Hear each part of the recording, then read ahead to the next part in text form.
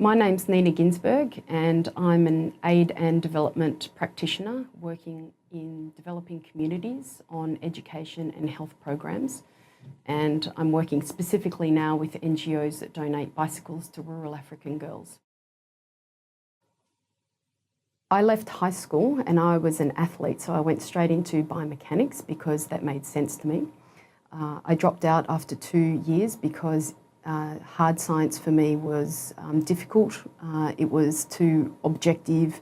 It was too removed from the relationships with people and the environment and the kind of social work that I wanted to do.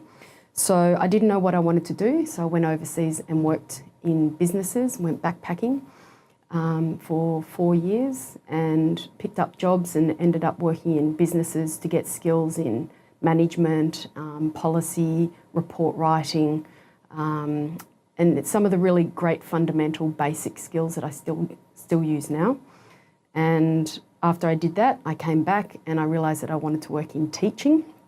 And so I did a teaching and linguistics degree as a mature age student, so a double degree. And that meant that I could work with international students, and I worked on Aboriginal communities, international students working in business English, academic skills. And I realised that a lot of students could come to my classes, but there were many more that couldn't, so I needed to go to them. So that's when I started looking at working overseas, and I did my Masters in International Development, working on education and health programs. And as part of my Master's degree, I did a fieldwork project and then an independent research project, which then led me to work with an NGO that I ended up getting a job with and was their program manager in Timor-Leste for a health education program for 2.5 years, and kept working in the industry. And then now I'm coming back to do my PhD in education and professional studies. So my work with the NGO in Timor-Leste was fantastic. While I was studying my master's degree, I did a field work project with the NGO, and they wanted me to go over to Timor to do a scoping study.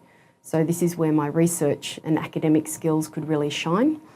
I was evaluating the current healthcare system within Timor because the NGO wanted to take a program from the Philippines and apply it to Timor.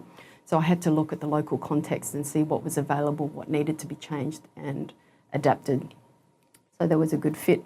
So it meant I got to travel around the country, interview people, find out who was working in that space, write it all up and hand it in, which I also used for an assignment as part of my field work subject. And from that, I did an independent project that followed that up for the NGO. So they were getting free labour and I was getting free fieldwork experience. And then I went back over and was looking at how can the professionals externally to Timor-Leste contribute for the community health programs. And that was my independent project. And when I completed that, the NGO was happy with my work and offered me a job. So my most rewarding part of my job working in developing communities with NGOs on gender justice and community development projects is working collaboratively with people for a positive personal, community and environmental outcome.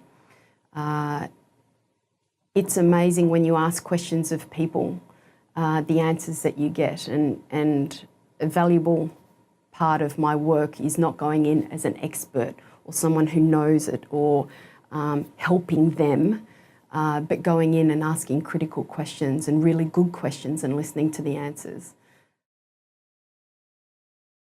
So when I was doing my Masters of International Development, I was doing a lot of work reading about situations, reading about global issues and conflicts, and UN humanitarian and aid development. I did a project working on human trafficking. So I had a lot of good research, a lot of ideas, but it was very weighty, difficult issues. And I felt I was very removed from it. And I I wanted to do something about it, to process all these ideas that I was having.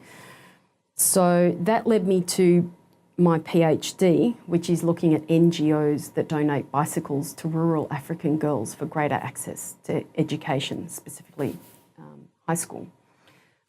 So it drew together all my past experiences of community development, gender justice, education, and my passion for bicycles into a really productive, kind of concrete and practical. It was a doing thing. You get on your bike and you ride to school. There's a lot of work in aid and development in schools for curriculum and teacher and scholarships and food programs, which is marvellous. But my argument was the girls can only access those kind of initiatives if they actually walk through the door. So my work is looking at that space that is not yet being filled as much as other spaces. So for me, this is a professional and a practical application of my research, my study, my passion and my professional skills into an area that I'm genuinely interested, and it's a practical, tangible outcome that is positive for individuals and communities. In my experience, there are three main skills that have really, for me, made me stand out from other candidates when trying to go for a job, and also creating my own opportunities for work. The first one was I looked at my CV and I looked at the jobs that I wanted at the end, and I connected what did I already have and where were the gaps. So while I was studying, I was looking at every 2 weeks to do one task that would positively move me towards matching up, so that at the end of my degree, I could apply for the jobs that I wanted. I wouldn't leave it to the last minute. So my advice would be things like create your own, what I call strategic opportunities, be open, but know where you want to work in. Don't reinvent the wheel. If something's already been done, or if there's policies out there, or a project that's already been done, or laws that have already been created, use that as a model to then adapt and change and learn to build up that way, to scaffold up.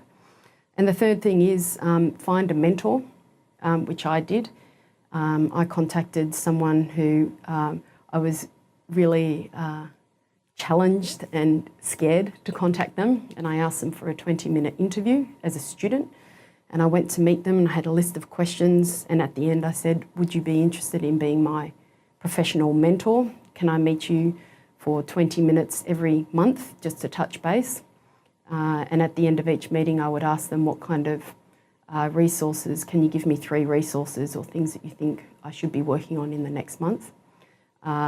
And that gave me a contact, it gave me insight into the industry, and things to do that I wouldn't necessarily know myself, as well as an amazing contact. One of the things that I've done in my career is to be very strategic about creating my own opportunities. And one example which has helped me no end and continues to help me is I started a blog called bicyclescreatechange.com, which is loosely based on my PhD research and my own community development projects that I do here in Australia while I'm researching, to keep that momentum, to keep my management skills and my connection to community, and so that I don't leave it behind, but I kind of use it in some way. And the blog keeps me writing. International people contact me. I present at conferences. I get guest blog posters to other academics. So it's a reason I can contact different businesses and create opportunities. And it's a body of work professionally that people can access. So that's a kind of way that you can create your own background or CV or body of work or portfolio that you can use as a competitive advantage. You can do that through a YouTube channel, a blog, you could do it through a podcast or anything like that. So if you're willing to put in the extra effort, time, with least amount of money, and be a little bit creative and do something a bit different that showcases your skills and your work, and people can refer to it, you're more likely to be recognised. And the other thing is you can always change your mind and go off in different directions or finish that and start a new project. It's so important to have some sort of, not a product, what is the word? Some sort of legacy to showcase all that you've done at a certain point of time.